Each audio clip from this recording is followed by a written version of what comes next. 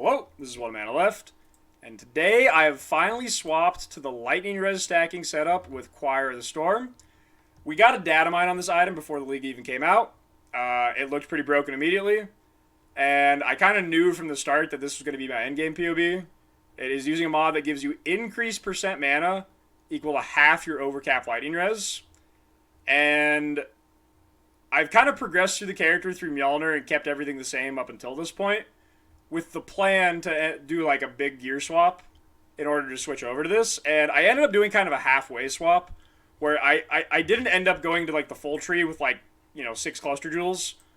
I only made 2 small cluster jewels and kept everything else the same, still split personalities, still my 2 Mjolnir larges.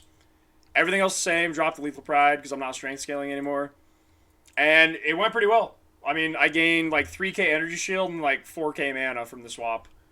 But I'll go over more about how I swapped later. I'll do a demo here. The last video I did for the like KB swap, I did this exact map. So let's do the exact map again and see if I feel stronger. Unfortunately, it is an instability map. So it's not the greatest content angle, considering I have to stop and let my stacks drop repeatedly. So there'll be a lot of random pauses, unfortunately, but it is a readily available map I have in my inventory that has a Ghosted Feared, so it's gonna be what we have for this one. Before, I could only take about 105 stacks. Now I can tank like 125. So that like does make it a little bit faster, but like not much. I've gained armor too because I'm Radiant Faith now. On big hits like this, it makes no difference. But if you have like 10k armor, that actually kind of does do something against even like medium hits. Because I have 4 endurance charges plus like some PDR from Pantheon. So if you just sprinkle on 10k armor to like, 25 PDR, it's actually not bad. Like, even a 5k hit, which is, like, pretty medium-large, you're mitigating by, like, 60% with that, like 50 or 60. So, and the amount of armor you get will continue to scale up as you get more mana, because currently, it's just Radiant Faith is based off your reserve mana. So, oh my god, okay. That was a big instability hit there. Alright. No feared yet. No deaths yet, though. My record time on this is a 2:17. I don't think I'm going to beat that on this one. Too much stopping. No, it was like a 2:06. But I think the one I did in the last video was like a 3:30 or 3:40, so we should smoke that time, hopefully.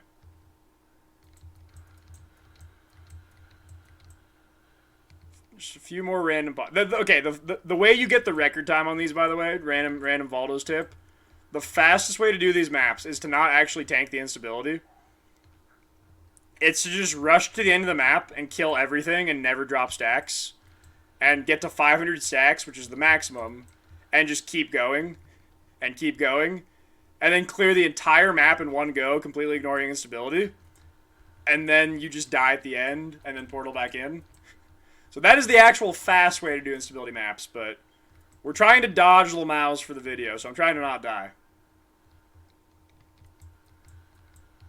There's the Feared. Quad Ghost. Oh, I have the wrong filter on. I switched to, like, the Fub Gun T-70. Oh, that's going to kill me. Nope.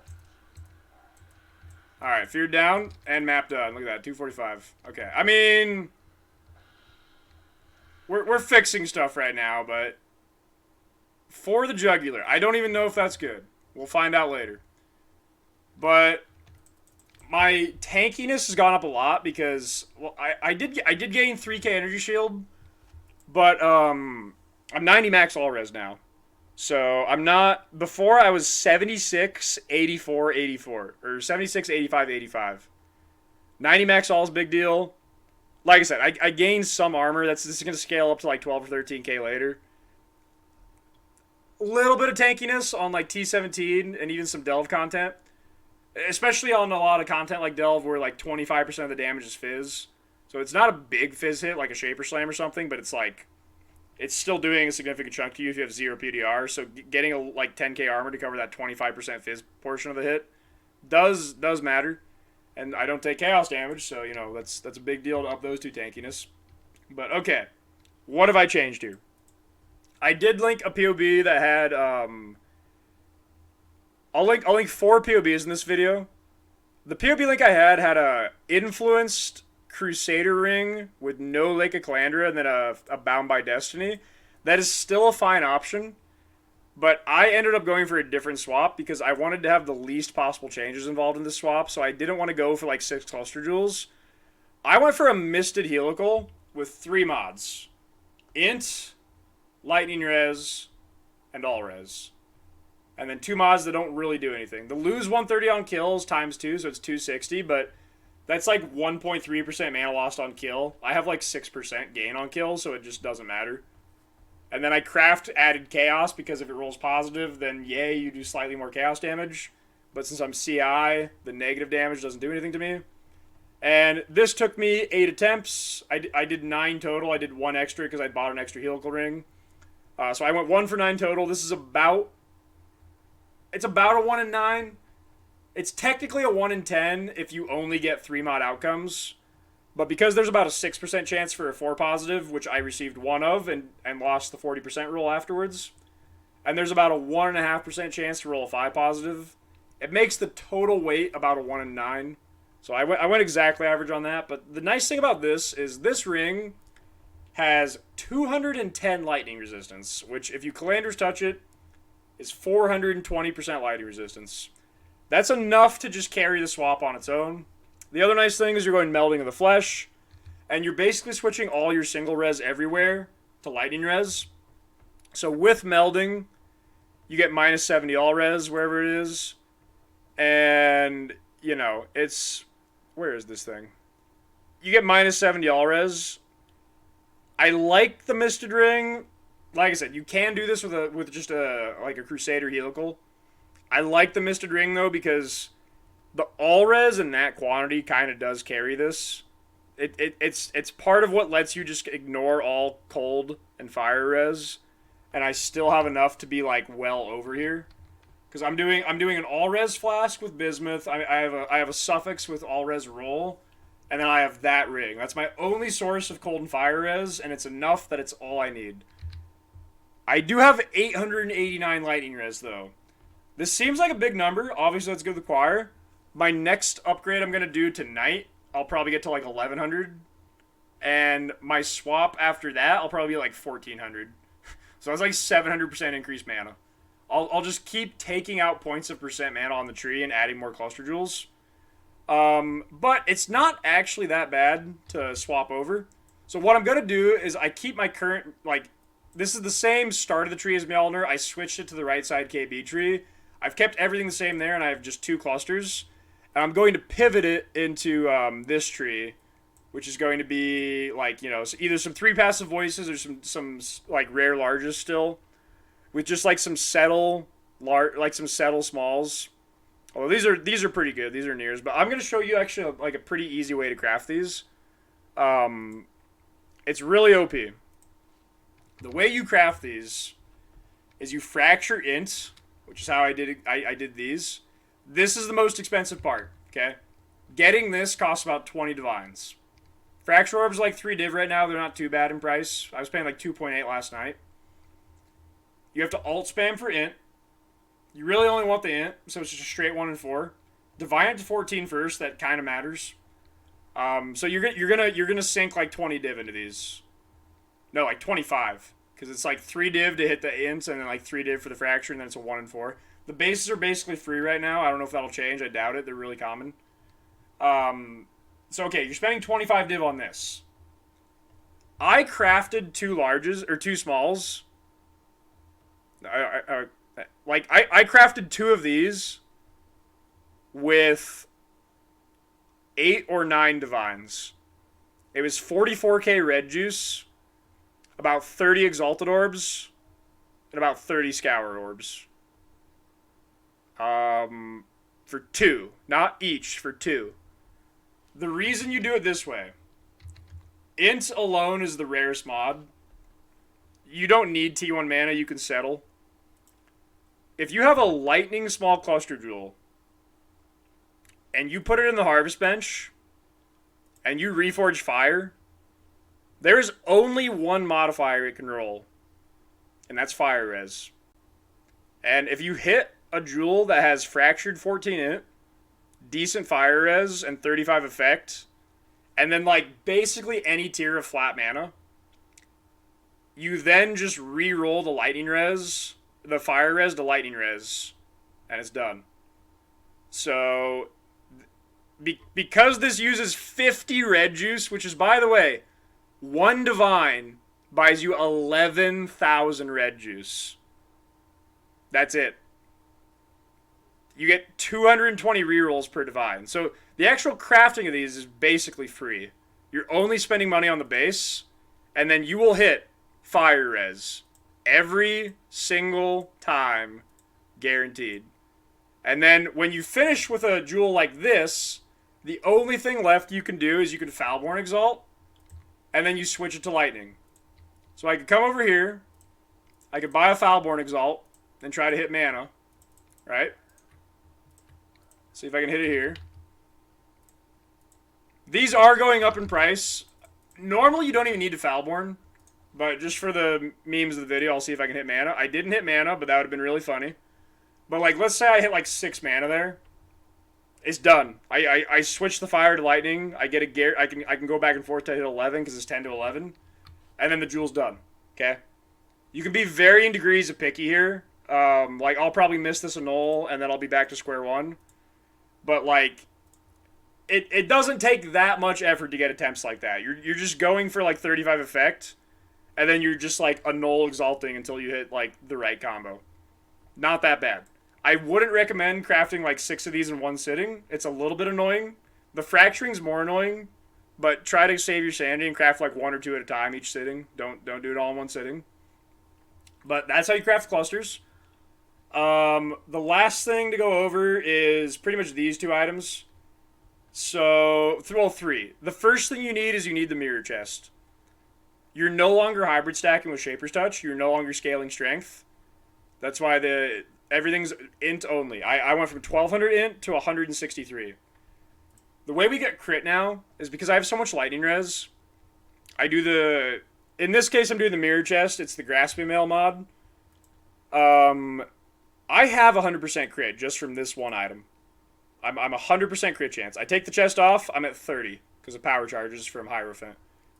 This gives me 100% crit as is. Okay? So, the second thing is, in this setup, because I'm going rare gloves, I'm getting rage on hit on my rare gloves. So I'm dropping the Oshabi Ascendancy. I'm instead going for the All Ascendancy for action speed. It's a nice endgame quality of life thing to just have the like action speed immunity.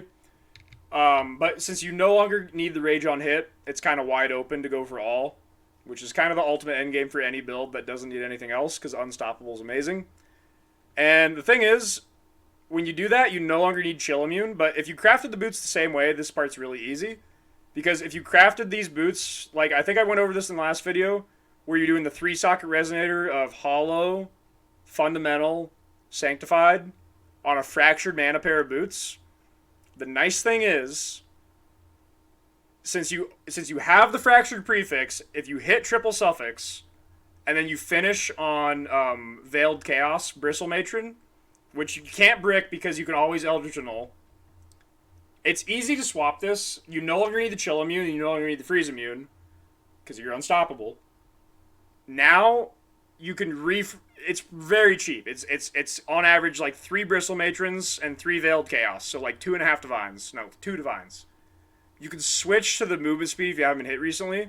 Just like a little bit more speed for mapping, and you know, you're a Wanderer, you don't get hit very much. You kind of off-screen everything. 12% move speed is nice. And then you can finish on crafted 74 ES to just squeeze out a little bit extra energy shield. The other thing, though, is since you're no longer dual stacking, you can't really dual stack with Shaper's Touch with this setup because your suffix value is too competitive. You can't get strength and lightning res and all res on everything. Like, you just can't. So you have to cut out strength. It does drop the Shaper's Touch. I think this is my first time ever playing a Mana Stacker with no Shaper's Touch, but it is what it is. I went for Abyss Socket on these as well. You don't need it on these, but basically what I did here is I actually mana essenced until I hit triple prefix. So T1 flat, T1% with mana essence. It's not T1, it's not Zaffrey. It's of the essence. And then with Fractured Abyss Socket, this base is going to cost you 20 or 30 div, but the rest of the craft's pretty free. You can just Eldritch Currency the suffixes. So I have T2 Int and T2 Lightning Res. You basically just Eldritch Currency until you hit like a good Int with any other resistance roll, and then you reforge the res roll to lightning, and then you're done. Implicits are really easy.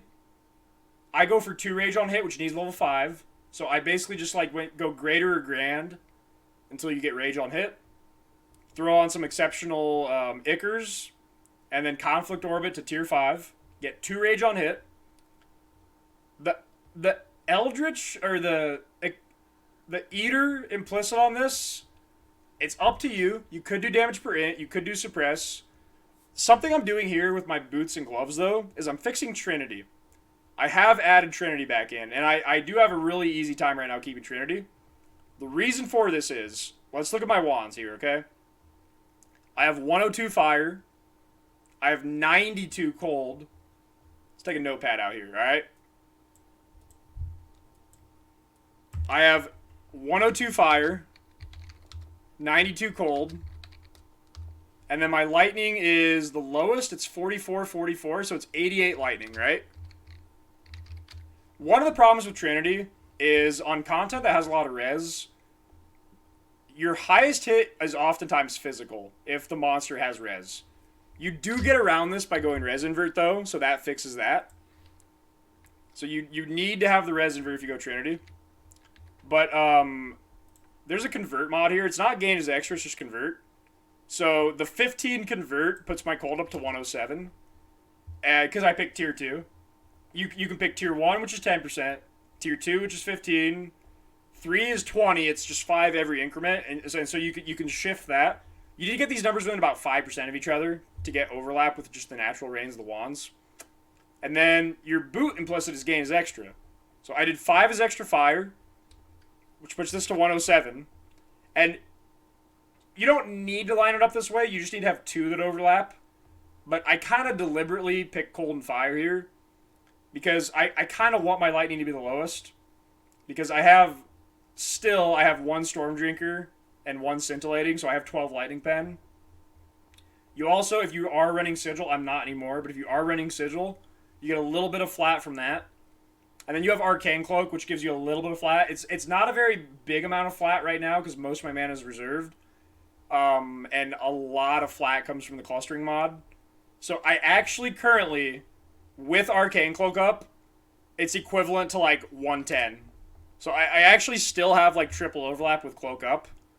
Or I have like double overlap with Cloak down. So I have really good Trinity uptime with this. But yeah, you basically use the Eater Worlds Implicit on boots and gloves. Whatever your wand rolls have to tweak your top 2 to overlap or be within 5 of each other. And then if you have to pick a tiebreaker, put lightning the lowest just because you get lightning elsewhere and it might go 2 out of whack. That's how I add Trinity. It was too cancerous to run before, but with this setup now, it's fine. Good pen. That's it for the crafts. The swap I'm going to go into after this is I'm going to go to the 3rd large cluster over here. I'm going to cut out the middle because as I get more and more lightning res, the value of percent mana just keeps going lower. So I'm cutting all this out to just get more cluster jewels. And I'll end up with a higher percent mana than I had before anyways. So that's good. I'll probably do that swap tonight or try to. So I'll add, 2 or 3 more smalls over here. Cut the middle out. And I'll be at like 11 or 1200 lightning res. And I should come out ahead on that. I should break 20k mana when I do that. Maybe like 24k energy shield, hopefully. But we'll see. I'll do the swap tonight. Last couple bits. If you're ahead of me right now, if you're one of those crazy people, there are some extra mirror items. The absolute most important is the chest, because to get your crit, you need the lightning overcap mod. There are gloves, which are probably the absolute last thing you'd mirror. Because you can craft gloves that are like 92% as good for like 40 div. But the chest is the most important. You always do the chest first. I would say the second most is the cluster jewel. You basically craft your clusters this way until you have like a full set. And you're gonna, I don't know, you're gonna put like 30, 40 div into these, plus some time, right? But if you get more than that, you can go for the triple synth perfect jewel. It's a lot of stats. It's a nice upgrade because if you're not comparing your average cluster jewel to this one, you're replacing your worst cluster jewel with this one every time. So the first couple you buy are pretty high impact, and then they diminish after that. But if you're a crazy person, you can mirror like 8 of these. The gloves, I think, are the lowest value, like I said, just because like these are pretty close. But this is like the last one. The boots are funny because they free up your onslaught. When I get to this point, I will go back to Dying Sun. I'm doing Cinder Swallow right now for Malediction and increased damage taken, and then like the mana recover. I will probably eventually, when I get more int, go back to Jade Flask here and use this as my onslaught. But super endgame, I want to go back to Dying Sun for just AoE and projectile fun. And get the onslaught on boots. 5% int is really valuable, especially when we're not getting like 45% int on a Simplex Amulet or like 38% on a Great Wolf. We have no percent int on Ami anymore, so like the relative value of int percentage is really high. And then 12 all attributes was actually the play here. It was basically tied with 20 int. I think it was slightly ahead. Abaxis ended up hitting 12 all attributes first.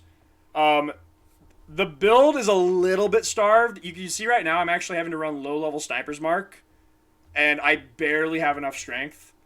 It's really just barely getting there on gem level requirements. So the 12 all attributes is actually the winner there, because otherwise you need to get Dex somewhere on a jewel. Otherwise you won't even have enough. I can't even lower anymore. Like, I literally can't use Vicious Proj if I take this out. It bricks everything. So you actually need to give it up on a jewel somewhere, which means if you have like perfect gear, you could have got more int instead of having dex on a jewel, which is already worth like as much as the 6 or as the 8 difference, but then you also get the strength. So it just ended up being more flexibility with the 12 all attributes. But I would say chest, no-brainer first. Then you're probably going to have a gap where you're not mirroring anything for a while. Then it's going to be either boots or cluster jewels. Then eventually gloves last. That's kind of the mirror item order. But all the mirror items are done for the build now. The boots finished about 4 hours ago. So every mirror item is done. I will link the Planet Eater POB in the description. We're going to have the Moon Eater POB. No, this is level... I'm at level 1 right now, okay? My POB... This POB is level 1. There will be 4, okay? This is the second POB that I'm going to try to switch into tonight. I'm going to have what I'm going to call like the Moon Eater POB, which is going to be this guy. And then I'm going to add like the actual Planet Eater, which I don't even know where it went. Is it Lightning Endgame? Oh yeah, it's this guy. 38k energy shield, 30k mana. This, with all the mirror smalls, this is the Planet Eater. So I'm going to have all 4 of these for the true crazy people that have made it this far. But I think the starting setup with like the same split personality tree is like a pretty clean swap point. It doesn't switch that many items. It was fairly cheap. I needed to hit the helical, but the swap cost me about 230 div after that. So for people that have made it into the 3rd week of the league and are farming currency efficiently, I think this is the path of least resistance to pull off the choir swap. But that's it. That's the update. I'll do another one in a couple days when I get to crazier levels of gear, and I'll see you guys next time.